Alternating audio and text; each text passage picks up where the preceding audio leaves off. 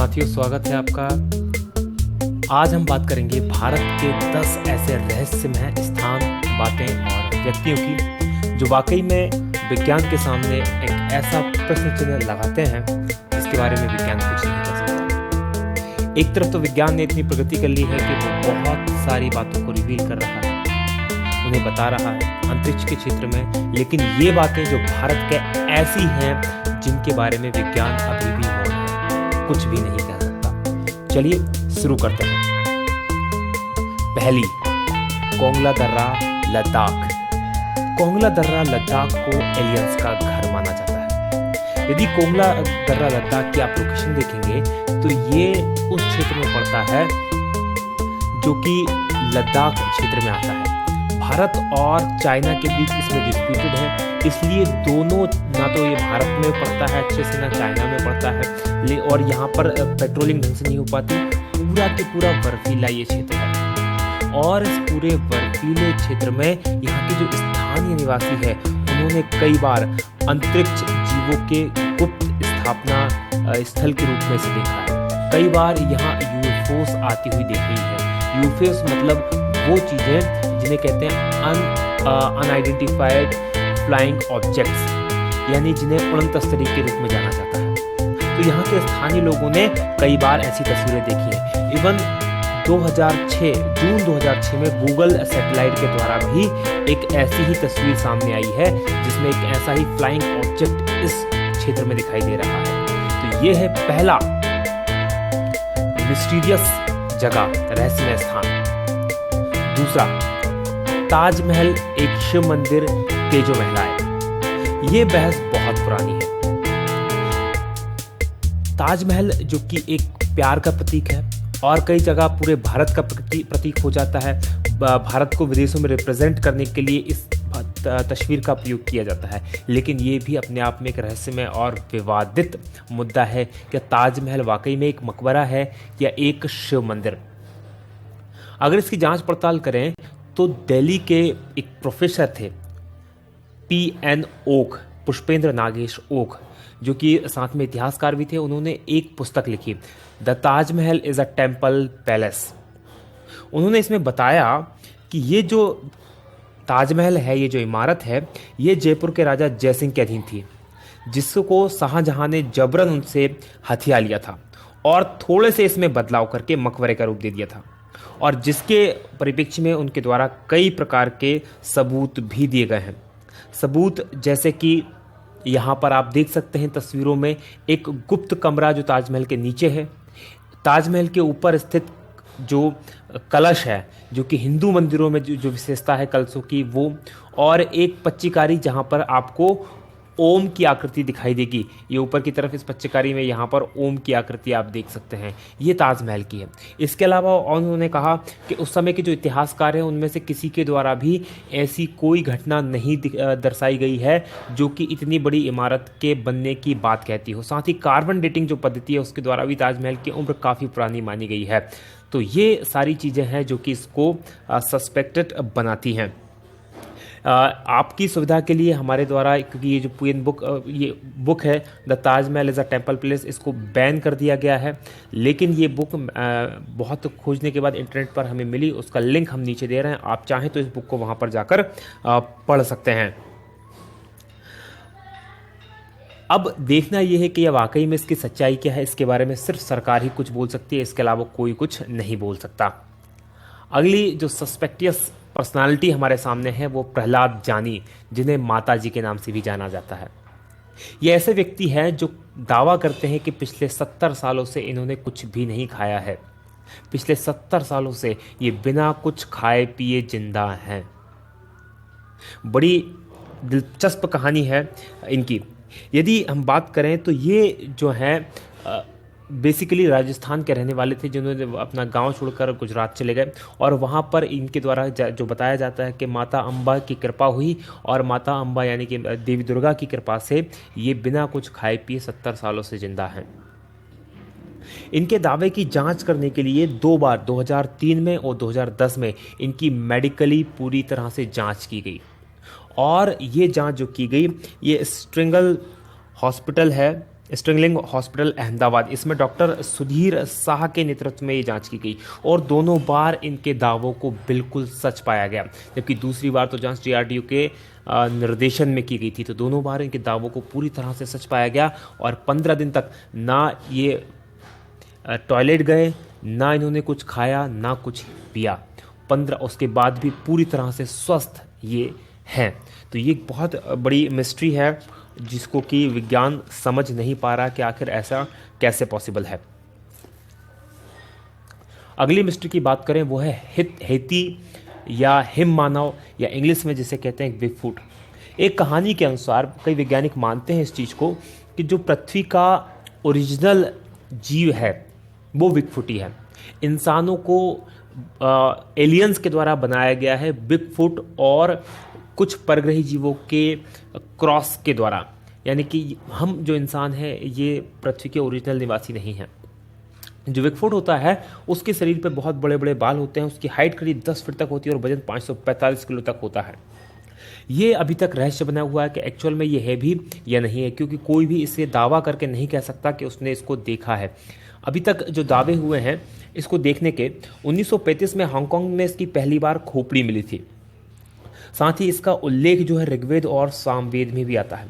1951 में जब mount Everest की चढ़ाई करने के लिए वहाँ पर एरिक सिम्पटन गए थे तो उन्होंने बर्फ पर बड़े बड़े पैरों के पद चिन्ह भी देखे थे और उन पद चिन्हों की तस्वीरें बहुत फेमस हुई बाद में और काफ़ी उस पर चर्चा भी की से बनी। 1953 में जो एडमंड हिलेरी और तेंजिंग नोर्गे ने भी इसी तरह के बड़े बड़े पद चिन्ह देखे थे और इसके बारे में तेंजिंग नोर्गे ने लिखा है अपनी आत्मकथा में कि उन्होंने ऐसे चित्र कई बार देखे हैं, लेकिन उनके पिता ने 2 बार अपनी लाइफ में हिम मानव को देखा था। हालांकि तेंजिंग नोर्गे ने ये दावा नहीं किया कि उन्होंने देखा था, उनके पिता का दावा करते हैं कि उनके पिता ने इसको देखा था। तो ये अभी भी वाकई में एक बहुत बड़ा रहस्य है कि वाकई में हिम मानव होता है या नहीं होता। अगली है राजस्थान की धरा में कुलधरा करके एक गांव है जो एकाएक वीरान और भूतहा हो गया है। ये जो गांव है राजस्थान के जैसलमेर जिले में स्थित है। ये जो गांव 1200 के आसपास बसाया गया था ब्राह्मणों के द्वारा और ये गांव 1825 में एक ही रात में ये गांव और इसके साथ और 83 गांव, कुल 84 गांव रातों रात भूतहा हो गए। इसके बारे में जो कहानी है वो कुछ इस तरह से है।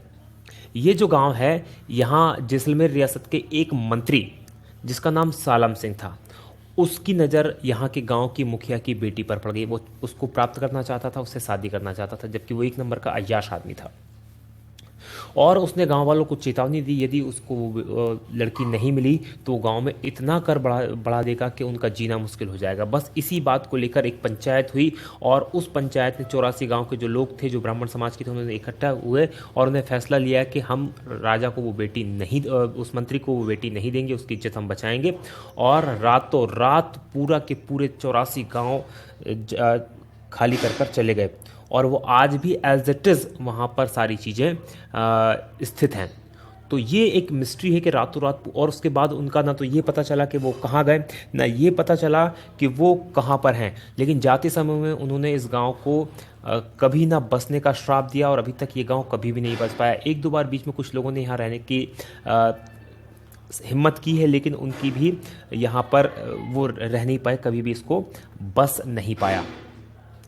अगली है 6वां नंबर पे मैग्नेटिक हिल लेह।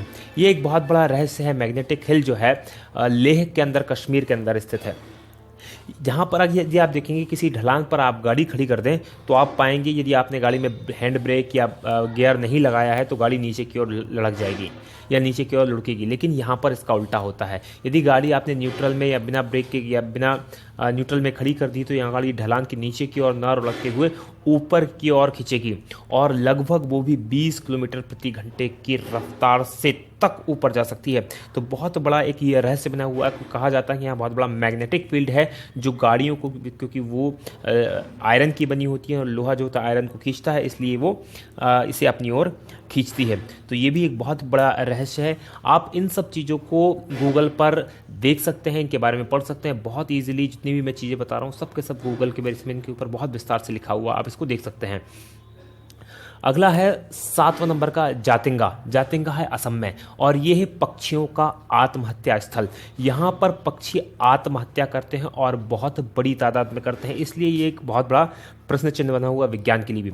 होता क्या है, मानसून के बाद जब सितंबर और अक्टूबर के महीने में रात के समय खासकर 6 बजे से 9:30 बजे के बीच में कई पक्षी यहाँ पर क्या होते हैं, जो प्रवासी पक्षी आते हैं या स्थानीय पक्षी भी जो होते हैं, शहर में जो या गांव जिसे कहा जाए उसमें जो लाइटें लगी उनकी ओर आकर्षित होते हैं और टकराकर मर जाते हैं। और ये घटना खासकर सितंबर और अक्टूबर में ही होती है, इसलिए बहुत बड़ा रहस्य का विषय बना हुआ है। इस पर कई समय तक रिसर्च की गई, लेकिन कुछ भी समझ में नहीं आ रहा कि आखिर ऐसा क्यों होता है।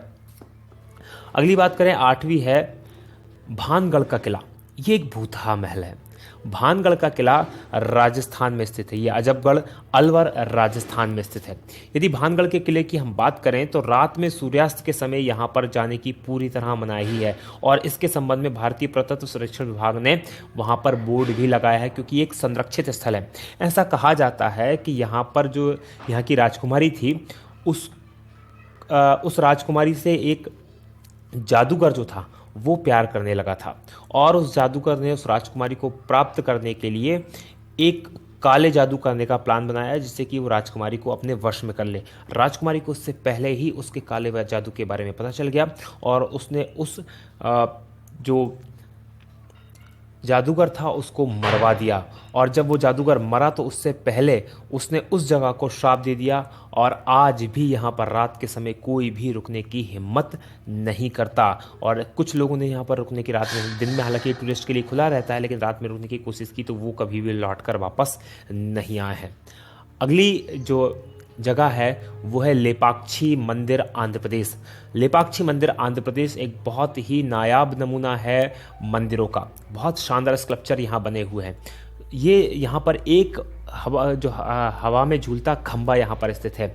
यहाँ पर क्या है, बेसिकली इस मंदिर के अंदर इसका आर्किटेक्चर या इस तरह से बनाया गया है कि यहाँ कुल 70 खंभों का ये मंदिर है और इन 70 खंभों में से एक खंभा ऐसा है जिसके नीचे जिस तरह से आप तस्वीर में देख रहे हैं, इस तरह से कपड़ा आर से पार निकाला जा सकता है और इसका रहस्य कोई नहीं जानता। माना ऐसा जाता है कि इसमें जो खासकर बाजीगरी या ट्रिक जो है इसके शिल्प में या इसके आर्किटेक्चर में उसको इस तरह से बनाया गया है कि वो खंभा जो है हवा में झूलता रहे।